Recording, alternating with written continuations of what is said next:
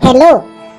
hello' Pinky শুনিছা তুমি আজি স্কুল কিয় নাহিলা হয় তুমি নাহিলে মোৰ তাৰ স্কুলত মনেই নবহে জানা আৰু লগৰবোৰ সুধি আছে তোমাৰ কথা একদম ক'বলৈ মানে কি ক'ম আৰু মনটো একদম ক্লাছত নবহে জানা ছাৰেও সুধিছে আজি তোমাৰ কথা তুমি কাইলৈ কিন্তু স্কুল আহিবা দেই কিন্তু দেই মই ৰৈ থাকিম তোমাৰ কাৰণে হ'ব দিয়া এতিয়া দেই ৰাখিছোঁ মই দেউতাৰ ফোনৰ পৰাহে ফোন কৰিলোঁ তোমাক আৰু যদি দেউতাই কেনেবাকৈ গম পাই তোমালৈ ফোন কৰিছোঁ বুলি মোৰ আজি পিঠি চামৰা বখলিয়াই পেলাব একদম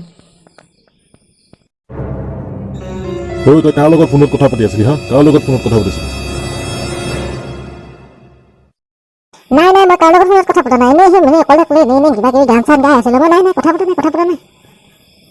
মুখে উত্তৰ দিবলৈ আহিছ চলা মুখে উত্তৰ দিব পেৰক কেনেকৈ কথা ক'ব লাগে নাজানো মুখে উত্তৰ দিবলৈ আহিছ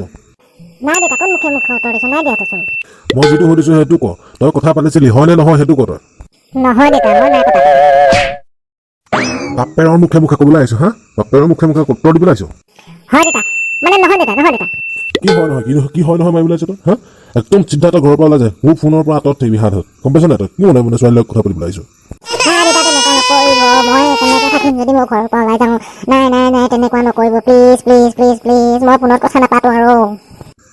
যা এইবাৰলৈ তোক বাৰু মাফ কৰি দিছোঁ নেক্সট টাইম যদি তই মোবাইল চোৱা দেখোঁ যাবি তোৰ হাত ভৰি ঠেং চেং যি আছে মাথা মুণ্ড চব এফালৰ পৰা ভাঙি দিম কৈছিলোঁ শুনি ল'বি কথাটো ভালকৈ নাই দেউতা এইবাৰ ফোনত কথাই নাপাতো ডাইৰেক্ট দৰকাৰ হ'লে তাইক তাতে স্কুলতে কথা পাতিম আৰু দৰকাৰ হ'লে মই তাইক ঘৰলৈ উঠাই লৈ আহিম কি কলি তই হা কি কলি কুত্তা কি বাচ্চে ভাগ্য আছে